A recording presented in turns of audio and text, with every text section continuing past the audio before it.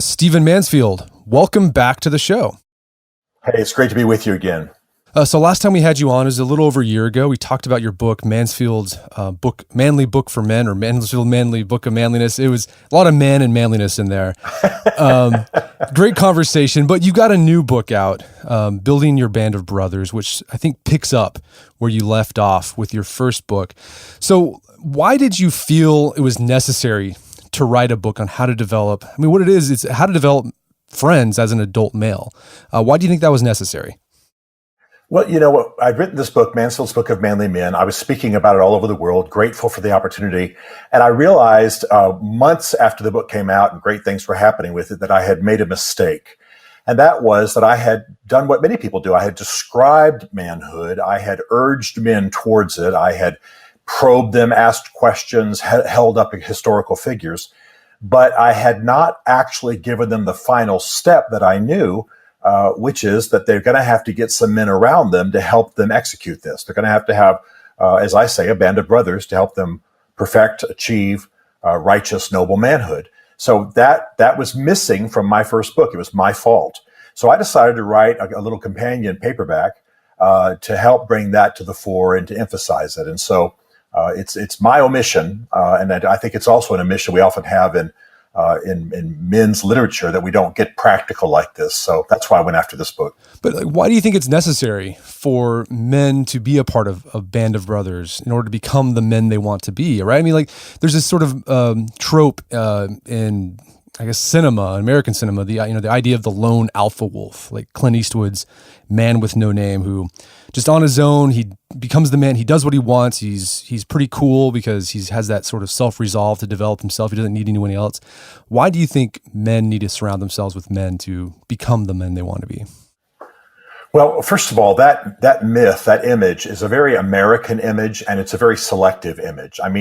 There was the occasional lone figure who would ride off into the wilderness, but for the most part, it was communities that settled the nation. And so we have this more emphasized in movies than it ever would have been, in American history. But the reason it has to be emphasized is that we men naturally have friendships when we're, boys, when we're in high school, when we're in college. It's easy. The guys are there. We're open to it. Friendships that we don't have to work at. It just kind of happens automatically. But when we get into our adulthood, that's when crisis hits. It can happen for a high school and college kid too, but it tends to happen when a guy gets into his business life, when he marries, when he has children. It starts to isolate him. All those things are wonderful, but he tends to not have meaningful connections to other men. He knows guys, maybe from the health club or from the work or whatever religious organization he might be part of. But for the most part, men find themselves, and the surveys show this, they find themselves in a sea of casual relationships. The surveys, Brett, very well. The average man can't name a best friend. He doesn't know who he'd call if he was out of town and his wife needed help at 3 a.m. Suicide rates are skyrocketing. When we do the post-mortem on men who commit suicide, normally it's loneliness. Normally it's I don't have a friend. Normally there's no man close enough to me to know what's going on in my life. And so we clearly have a crisis of adult males who do not have significant relationships with other men. And I don't just mean friendships and golfing buddies now. I'm talking about guys who really know their lives and are helping them achieve something better.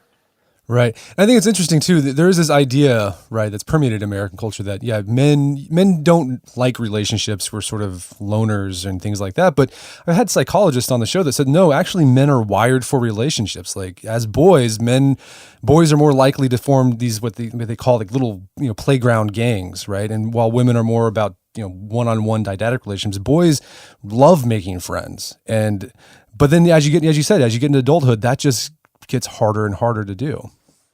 Well, and part of the reason is it happens naturally when we're young. When we get older, it can tend to become a bit artificial. They do studies where they put little boys and little girls into a room, and the little girls will move chairs opposite each other, look in each other's eyes, face each other, and one of them will say, I like your hair, I like your dress, and they'll start engaging a relationship that way, face to face. Little boys pull the chairs side by side, look around the room and go, I can beat you to that tree. Hey, I bet we can whoop Tommy. You suppose we can, go over there and get involved in that? And so they look for something to do. So men need what we call indirect connections. They aren't going to sit in a circle and, dredge up their emotions like some organizations try to get them to do. They need something indirect. They need to connect while doing something else. And that's an art that a man has to learn if he's in a situation like most of us where that's not automatic. So you begin your book talking about the history of male friendship, kind of giving you a cursory summary of it. And like, as you said earlier, this idea of the lone male is a very recent phenomenon. So if it is a recent phenomenon, what were male friendships like before the decline of male friendship? Well, male friendships tended to come out of doing other things. You were in the military, you were plowing the ground, you were having the barn raising, you were on the ship, whatever. There was enough work to do, there was enough happening, and we were enough in community that friendships came naturally out of those kinds of pre-existing connections. In other words, you were going to connect with men. You might as well make friendships among some of them because you were, again, the village, the tribe, it simply required it. And as we got into our modern society, we got a bit more atomized, as some people say, the house in the suburbs, the car where you drive alone, the cubicle where you work alone at work. We got into an industrial age and then a digital age. Isolation set in. And it's not a permanent disease. It's not as though we're doomed. It's just that we have to reclaim some skills that were sort of automatically used and automatically developed in previous ages. And now we have to be a bit more intentional about them. And most guys just never are told that. They never are confronted with that. So they float around, like I say, in a sea of casual relationships and live out pretty lonely existences. Yeah. You also talk about rust friendships or friendship. Yeah. Rusty friends. Yeah. A rust friendship is simply an older friendship you're trying to drag into the future that is not really active. Like I have dear friends from college. And I love them dearly and I love talking to them. But if I'm relying on that friendship, a phone call 2 or 3 times a year, maybe a vacation together once every 5 years, these guys aren't guys who really know me. They only know what I tell them. Real friendships know you in 3D. They're close enough to see what's going on with you. They know if things aren't going right in your marriage because they're close enough to detect it. So your man's making a mistake if he's taking rust friendships. These are older friendships that they're dragging into the future and trying to make those adequate. It just won't work. And sometimes when I ask a guy, man, do you have any close friends? He'll mention army buddies or college buddies or what have you from years ago. And that's the best he's got. Well, that guy's in trouble. Yeah. So Stephen, what's your experience with male friends? Has this been a problem for you and something you had to be intentional about developing? Yeah, it really is. I was a little bit challenged by it even in my boyhood because I was a military brat. My father was special forces and intelligence, so he moved quite a bit. So every year for 13 years of my childhood life, I had to make new friends and then we'd up and move. So on the one hand, I was challenged about friendships and had to make new friends all the time. On the other hand, I developed some skills maybe other guys didn't have to develop. And then I went through high school, college, and had great friendships there. But I fell into the same pattern as most guys. I got married. I had a couple of kids. I had a busy career. I played racquetball with some guys. I went hunting occasionally with some guys. But I certainly didn't have men around me who knew me, where we were discussing and helping each other with the issues of righteous manhood, noble manhood. And I went through some crises in my life. I mean, nothing life destroying, but some crises where I realized, Stephen, you're alone.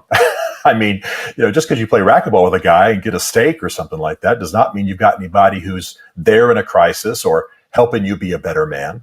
They're not invested in you. You're not invested in them. There's something better that should happen here. And that's when I really started pursuing what's led me to this book. At what point in your life did you start being intentional about your male friends? Well, it really came about when I went through a bit of a crisis years ago. The actual nature of the crisis, we don't need to take time with, although I'm happy to talk about it. But what happened was some men pulled in around me and began to, just because I was in a bit of trouble, and I don't mean legally or in any major moral way, just relational crisis. They began to speak to me. They began to say, well, that's happening because you're a knucklehead in this certain area, or because, yeah, you got this quirk in your personality, and that's obviously what's causing this situation. And as they began to kind of hold up mirrors for me, as they began to speak bluntly to me, as they began to tell me about their own, how they got through this on their own, I realized that I was living pretty much out of what I knew of myself. And quick little story that illustrates this the best I know how. Not too long ago, a guy gave me a picture of a scene from a party that I had attended. And I looked at the picture, saw the person in the picture, and I said, "Who is that?" He said, "It's you, fool." Well, it's one of those pictures that we all hate. You know, I was scrunched down on a couch. I had about 5 Oreos in my mouth. My T-shirt was stretched over my belly. You know, my neck was scrunched down on my shoulders, so I looked like I had 50 chins. I mean, I looked like Jabba the Hutt, but I had never seen myself from that perspective.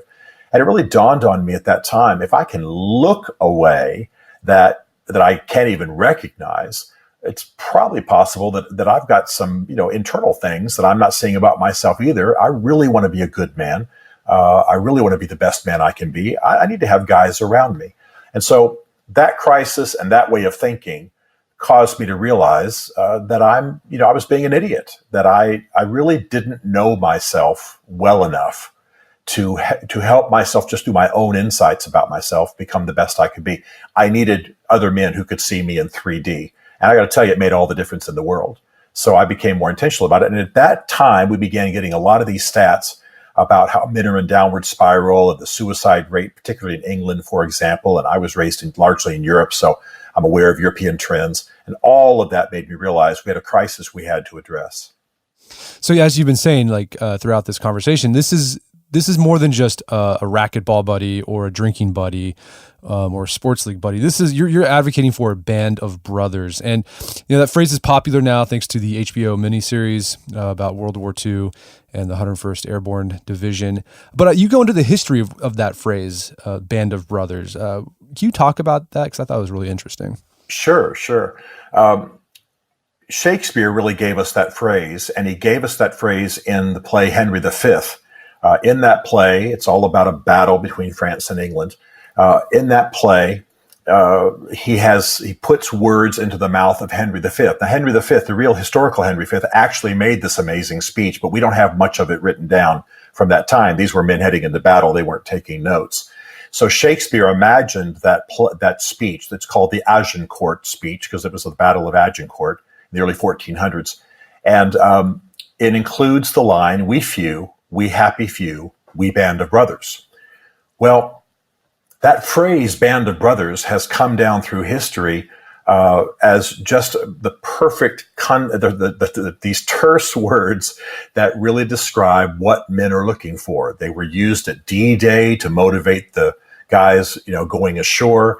They were used in, Trafalgar and great naval battles in English history. They've certainly been used even in Iraq recently. There were commanders motivating their troops by quoting the Agincourt speech in Henry V. So this phrase, band of brothers, of course, that's where Stephen Ambrose got it, which is why we have it in the HBO special, the HBO miniseries. But it really has become the tightest way to describe that we don't just want a group of rowdy guys around us. We want a band of brothers, men who are committed to us to some degree. We're committed to them. There's something more happening than just friendship. And that I think captures it beautifully and challenges us with it. So how is a band of brothers, your idea of a band of brothers? So you're saying it's more than just something a guy you drink with, do stuff with. But you mentioned earlier, it's not really an accountability group or a prayer group or sort of a men's group that are popular in some circles. How is a band of brothers different from those type of things? Well, a great question. A prayer group or an accountability group, I'm all for both, but it's not going to answer what a man needs, because an accountability group, for example, as it's usually styled, requires me to figure out what's wrong with me, drive across town, and tell you about it over bacon and eggs. Well, we're assuming I'm going to figure out what's wrong with me. We're assuming I'm going to be honest about it. We're assuming I'm going to be right, and we're assuming I'm going to show up for bacon and eggs. Well, a band of brothers is a group of men with whom you do life. And the thing you're really going for at the heart of a band of brothers is what I call a free fire zone. And that means anything can be said that needs to be said to make me a better man and also to make the other guys a better man. So you're working towards a situation where you all are pretty much agreed what noble manhood is, what you're shooting for. You know each other well. And I don't have to drive across town and next, 2 Tuesdays from now tell you that I'm having trouble in my marriage or porn is killing me or, I've gone beyond the one glass of wine a night and I'm having five or whatever. You're walking closely enough with me to know those things. And we have a free fire zone, which means that we're not going to, stay away from any issue in each other's lives out of manners or some kind of cultural, hey, we don't go deep with people kind of thing. We're committed to saying what needs to be said to make each other better. And, it's not just gathering up in a room and circling the chairs. We're shooting hoops. We're climbing mountains. I mean, these are guys you're having fun with and you're doing life with. But the difference between that and just a group of friends is that you've committed to each other. First of all, that you are committed to noble manhood. And second of all, that you're going to address whatever needs to be addressed in each other's lives to make this happen and then help each other work it through. So my band of brothers, for example, we've had guys who have weight problems. We got guys with marital crisis. We've had, you've got all kinds of situations you're dealing with. Anger. What are you so ticked off about? Every time you talk to your son, it sounds like you're about to beat him to death. What's wrong with you? That kind of thing, just straight up in each other's face. And it's made us all better. And that's what I think men are looking for. They want to have fun. They want to have rowdiness. We're not trying to turn it into a sewing circle, but we do want that free fire zone that gets said what needs to be said. And most men never hear the real business about their lives. They never have anybody speaking bluntly to them. So that's the difference in this particular group. And besides that free fire zone, are there any other essentials to forming a band of brothers? Yeah, absolutely. You're looking for a contagious culture. You're looking for a situation where you guys are conducting yourselves with each other in a way that more is caught than is taught. This is not a Bible study. It can be a book study, but it's usually not. It's usually what I call a contagious culture, where you're living out noble manhood in such a way that a guy can find people around him who are better at the things he's not good at and get help. So I call it contagious culture. I think it's important. You've got to have a commitment to just unrestrained honesty. I look at guys all the time, my guys, and I say, guys, if you hold back on me for any reason, I'm just an idiot, you're afraid of me, whatever. I feel sensitive to you, whatever, and you don't tell me what's going on with me that I need to know. I'm gonna beat you with a stick. We laugh about it, but it's a commitment to absolutely firm honesty, and those kinds of building blocks. And I describe some practical things in the book, but those sorts of commitments and that kind of culture that you create is really what you're going for. You're going for an ennobling, honest, hard-hitting, but deeply loving culture among a group of men. And how many men does it take to form a band of brothers? Is it just you need one other guy, or do you need more than that? It almost always starts with one other guy. I don't want any of our listeners to assume that this is the magic number. We tend to find that 5 to 7 is the best number. 5 to me is almost the ideal, but I know fantastic bands of brothers that are 3, 4. It's just that 5 is an odd number, and it means you haven't got two sets of guys looking at each other. It's enough to mix it up. It's a basketball team. But I find that 5 is about right. But listen, one of the things I want to emphasize is that there's no one pattern for this. As I describe in the book, I know guys who meet weekly, basically by Skype, because they're spread all over the country, and they get together once a quarter for a hunt or some kind of a fun thing. They're not even living in the same area, but they develop relationships earlier in their lives. I know airline pilots who meet at airports once in a while and really deal with each other, and then they try to get away for a trip or mountain climb or something. I mean, it can be done 1,000 different ways. I live in Nashville half my year. A lot of the tour buses have got men on them who are, working through my stuff, working through your material, Brett, really developing a band of brothers there on those tours. So it can be done 1,000 different ways, but usually it's about 5 guys who are really working it with each other. And by the way, it's not a meeting. It's just a series of relationships where we're constantly confronting and encouraging each other. So, here's the challenge. So it sounds like you can do this. You don't have to be located nearby geographically for a band of brothers, but it seems like that's the ideal. It seems like that's how you can really do life, as you say, right? It's absolutely the ideal, because one of the things I say in the book is, and I believe very strongly, is once you start developing these relationships, you want to do 2 other things. You want to get in each other's homes. That could be as simple as just a shooting hoops some Saturday afternoon and ordering up a pizza sitting on the back porch. But, you get around the wife, you get around the kids, what's happening in the home. My guys need to see my wife. My guys need to see my son, my daughter. They need to be in my home to really know my life. And I've turned to my wife and said, man, if something goes wrong with me or I'm out of town, these are the guys you call. I mean, you want those relationships. And then the other thing is we bring the sons in. And it's very important to sort of initiate the sons into this band of brothers at appropriate time in their life. So that really can't be done long distance. I just don't want guys to, airline pilots, that they've got to have 5 guys sitting in a room. They'll probably never actually have a band of brothers. So I'm cool with encouraging them to, talk long distance and then get together once a quarter or once every 4 or 5 months for a hunt or something. But the ideal is that you're local. So you're in each other's grills, so to speak, you're in each other's lives, and you can actually see what's going on. But so there's the challenge. I think people are listening to this and they're thinking, this sounds great. I want this in my life. But the challenge is how do you find men who are, one, nearby geographically for that ideal of doing life together, and two, this is the hard part, just as interested as you in forming a band of brothers? Well, I think you start with the guys you're already in relationship with. The problem with most men is not that they don't have any relationships, it's that they don't have any relationships of depth. So the guy you're playing golf with, the guy you play racquetball with, the guy you run with, whatever, the guys at work, you just start to turn them. We have a little slang we use internally. We call it 3Bing a relationship. You got to 3B that guy. It means you got to start turning the themes you talk about and the discussion a bit towards band of brother kinds of themes. So it can be as simple as, dude, I've come across this awesome website called Art of Manliness. Jump on there, man, and let's talk about it next time we get a burger. I mean, it can be that simple. And what you've done is you've taken a golfing friendship or a work friendship or whatever, and you've just turned it a little bit towards the theme of manliness. And when that guy comes back and goes, man, you know what? I was unfathered. Nobody taught me this stuff. Whether it's manhood in Plato or it's manhood and how to be a cool uncle or all the things on your awesome site. The guy comes back and says, I don't know any of that stuff, man. How did I miss that? Well, now you got a chance to start talking more about those themes. And you say, well, I missed a lot of it too, but I'll tell you what, this book meant a lot to me, or this website meant a lot to me, or, I heard this guy speak and that meant a lot to me. And you just start talking about it. You start moving in that direction. And if the other guy's a good candidate, he's gonna bite, he's gonna jump in. He's gonna say, I don't have that together. In fact, that's one of the problems in my life.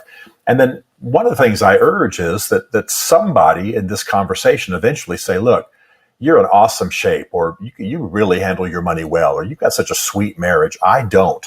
Can you help me with that? And somebody kind of humbles themselves a little bit, honors something in the other guy's life, and begins to ask for help.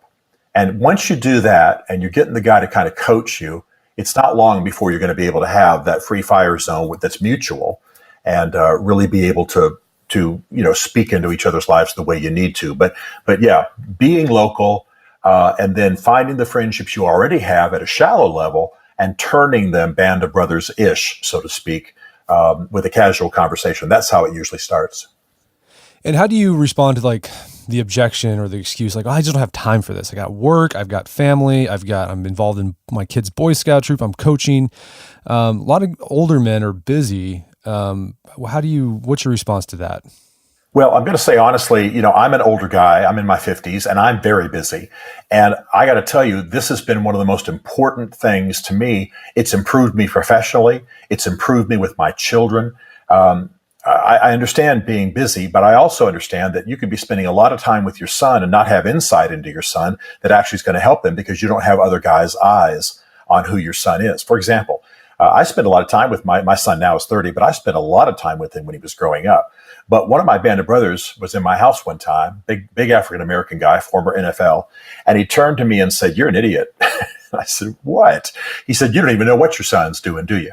I said, "No, I don't know what you're talking about." He said, "I want your permission to take him to lunch tomorrow." I said, "You got it." We went upstairs, told Jonathan he was going to go to lunch with him, went to lunch with him. There was something that he fixed in Jonathan's life. And they never even, I gave them permission not to have to tell me. It wasn't a massive moral thing or legal thing. Something going wrong in my son's life that I couldn't see. Well, that's why you need other eyes on what's going on. You see, I could have spent a lot of time with my son and made that part of my busyness. but it was about what I really needed was to be more effective, more insightful, have help. I'm convinced when we send guys to men's conferences or have them read books about men, sometimes we give them the impression they've got to do all this alone. Well, what's been great for me is having other men of different personalities and different gifts looking at my life, looking at my family, looking at relationships with my children. I mean, telling you, it's made me better in every way. Everything that they've confronted me about or hammered me about has made me better professionally. I mean, I can probably track that it's made me more money in my profession because I'm better at what I do because of them. So I don't think anybody should consider themselves too busy to open themselves up to the input of a band of brothers. The reality is they might be able to work smarter and not harder at the things they're already doing, could make a massive difference in their lives, just in a practical way. Right. So you argue in the book that the heart of noble manhood is found in the phrase, manly men tend their fields. What do you mean by that phrase? Yeah, well, let's turn it around, Brett. What's the guy we consider to be an idiot? You go over, if we know a guy, who's his house has fallen down, his wife's bitter and hurting, his kids are in trouble, he doesn't know it. He's sitting in the Barco lounger with stained sweat clothes on a Saturday, screaming for somebody to bring him another beer and a sandwich. In other words, he's not tending anything around him. I believe that every man has a field. I don't mean his professional field only, a field. It's the total body of commitments, obligations, responsibilities that he's got. By the way, it includes taking care of himself. And, a 16-year-old might just have a half of a bedroom and a part-time job at Pizza Hut and obligations to maybe family and church and then, his schoolwork. That's all he's got. But that's still his field. We teach him to do it well. We teach him to own it. We teach him to own its dimensions, know what's required of him and do it well. You add a dating life. Eventually you add college. You add more work to it. Well, a guy my age, I've got a field. I've got a company. I got obligations. I've got things to do. But when I get guys away for some time at retreats or out in the woods, we talk about, one of the arts of being a man, one of the arts of living is knowing the dimensions of your field. What is it that you've been given to do at this stage in your life?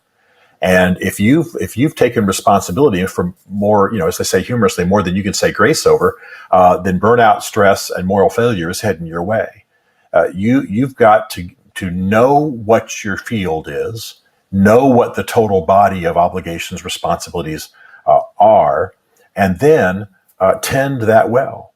And not hand it off. My children are my responsibility, my home, my house, my wife, my obligations civically, my work, my spiritual commitments, and taking care of myself, getting the controlled rowdiness that I need and taking care of who I am.